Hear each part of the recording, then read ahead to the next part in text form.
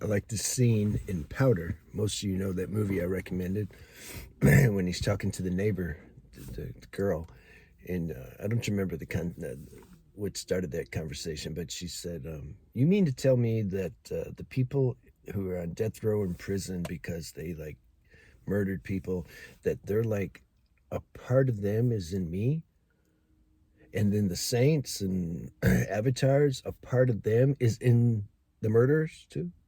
Powder's like, "Yeah, that's what it is." She didn't, because she's trying to use her mind to understand what that means, and so she didn't get it. But because the deepest knowledge, the deepest realizations, they're not mental, they're intuitive. So the point is, you know how vastly complex this human expression, bot expression is. Remember, I like the word bot. When did that come out? Like a few years ago, maybe? I don't know. I've been gone for a while. It could have come out. I even heard when I was in Ecuador, a girl from Arizona or something. She was telling me now that I haven't seen this yet, but that people actually, the younger people, talk text to each other in person. If like if you're saying something funny to me, I'll say, "Oh, LOL," or OMG. Do people really do that? They can't, man. Can they? I didn't believe her. I mean, I kind of did because I know the the level of consciousness in mainstream, but that was new. That was like I liked hearing that. It like did something. I was like, damn, yeah. So the human bot self, it's so multifaceted. It's not like you ever notice the people, serial killers, or what society deems as conceptually evil. Sometimes you they talk to their mom. I remember, man. The Okay, let me finish. They talk to their mom and they have a honest, heartfelt conversation. You're like, how can he be a killer? How can Because the mind wants to abstract. No, he must be all evil or good. Or okay, they're a saint. They're a saint. Good. Yeah. Yeah. No darkness. Mm-hmm. Mm-hmm. What was I going to say? The Chinese, and people say this too about you know, there's been healers who have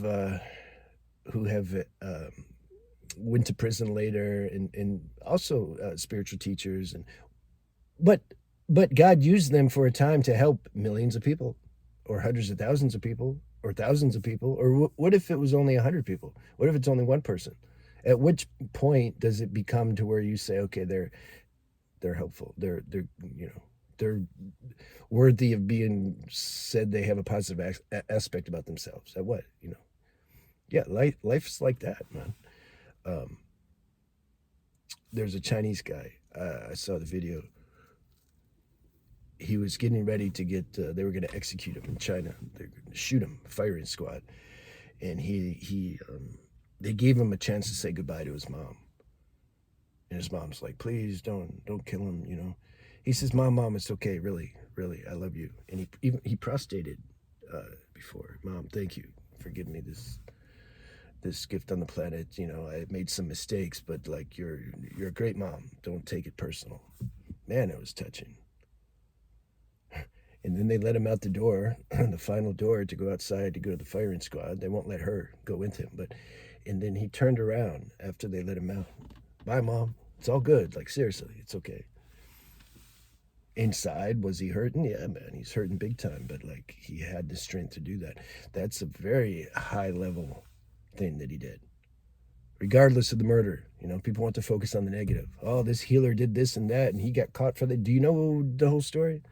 You just know what you watch on the news and the media. And haven't you realized how I just seriously don't believe anything anymore, because you can. You're missing so many factors if you just think you know something by listening to the internet. No, but they proved it. Yeah, okay. Go watch a good lawyer prove that somebody did it or didn't do it. Whoever is best with articulation is going to win in the court generally.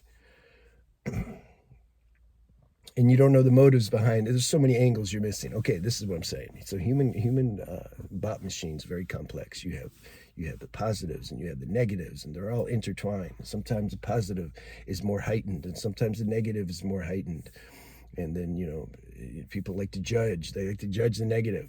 Do you realize somebody could do 1,000 positive things, but if they do one negative thing wrong, they're like, oh, they're off my list now. I don't like them, especially on internet or YouTube. Person can say one thing. Even probably when I call people intruders, maybe somebody was into me before, and then they're like, he just called a random person intruder. No, not spiritual. That's why I do it, to weed them out. Like, I want to weed them out. I'm not after likes in the virtual world or the real world, because the likes you get, it's too much work. Then every time they see you, they would like want to talk nonsense, or they bother you. I'm trying to like get away from people. I don't want to be around. I remember a girl was telling me, we were in Ecuador, and she says, I find people so interesting. Their stories so interesting. I'm not making fun of her. She's in her 20s at the time, so it was cool. She says, don't you find the people interesting? And I said, no, man, not at all. I've heard every story you can tell. I'm not interested. I feel drawn to people who have some authentic level of self-realization. I like that. I like that because that's fresh. That's fresh. They're not trying to hold a certain image or be a certain way. Like, they're just like whatever, man.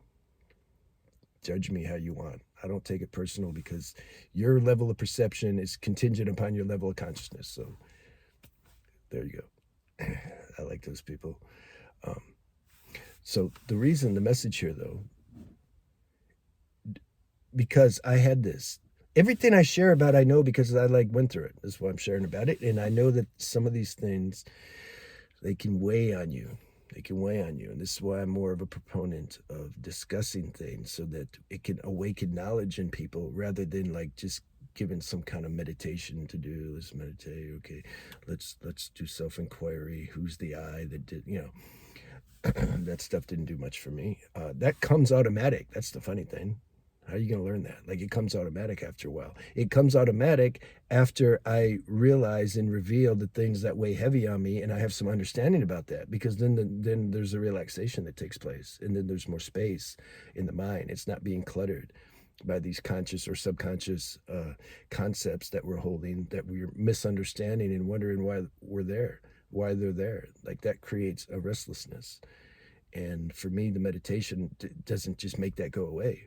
Looking at it and seeing, contemplating, like, what's what here, discussing it with somebody. This is why what we talk about with private sessions. Also the groups we do satsang groups.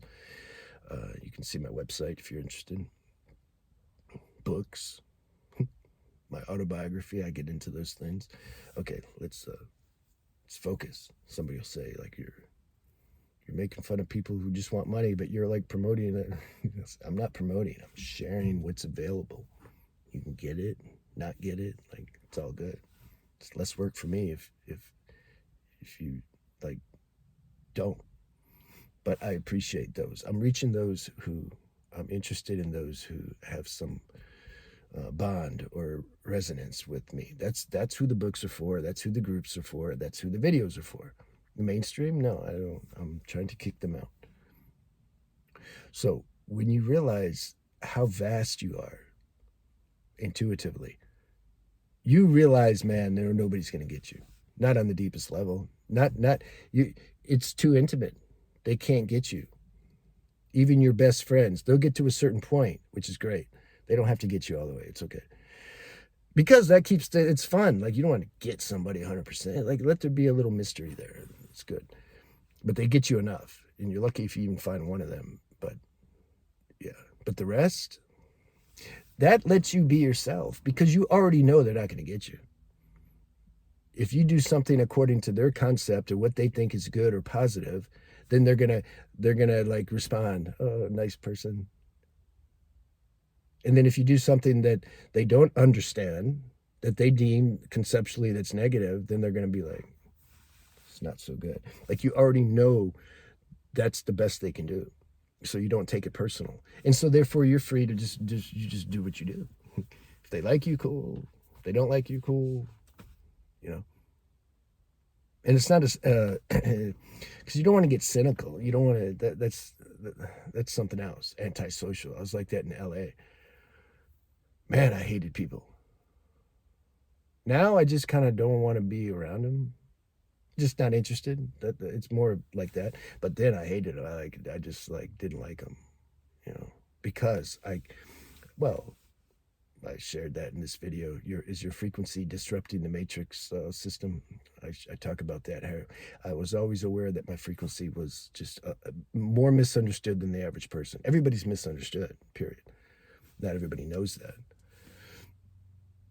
But some are more misunderstood than others. And so this message is more for you. Don't expect anybody to get you. And then you know what happens when you're living in that authentic state? You might attract some people who get you.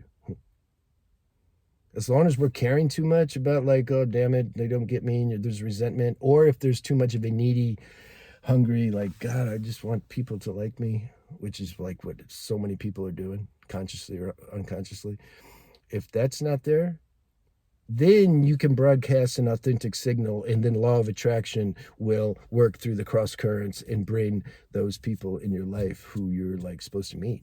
Not only that, your whole life will just shape accordingly to your highest destiny. You'll find out what your purpose is. You'll find out who your friends are. If you're supposed to, if it's in divine destiny to attract a mate, a partnership, you'll find that. You'll find everything without looking. They show up because now you're out of the way. The ego with all its needs and wants and desires and all that's out of the way now. So now you just your signal that you're broadcasting is sharp, and so now it can attract. When you're not grounded inside, and when you're like don't know who you are, you'll either attract nothing or attract the wrong things. I used to hang with the guy, and he'd always attract people coming up to him to try to help him. Always giving him advice. And he said something like that. Why they do? I said, I don't know, man. They don't do that with me. They never come up and try to give me advice. At first, he probably liked it. Some people like the attention. Oh, wow. They care about me so much. No, you're like a leaf blowing in the wind, and you're not solid, and so then like you're attracting all this. And then later, once you like that doesn't do it for you anymore, you'll be like, you get mad. Why you give me advice? Damn it! I didn't ask for advice. Well, you are asking for it on unconscious level. You're attracting it. So when you're more solid, you attract what you're supposed to attract. Still, God throws curveballs once in a while. And I was in the grocery store, and this guy, he was in a hurry. And I'm like looking down the aisle. I'm looking for my mom, actually, when I was like, where's she at?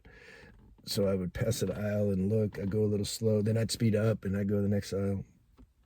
And finally he said,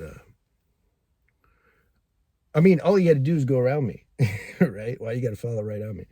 But, this was the play. And finally, he said, like, and then he passed me and was like, get the hell out of my way. I said, what's up, brother? And he kept going. Oh, so what would have happened? What if he turned around? What if he took that as a challenge? I don't know. I'm not going to run. I don't know. Might have to show him these gains.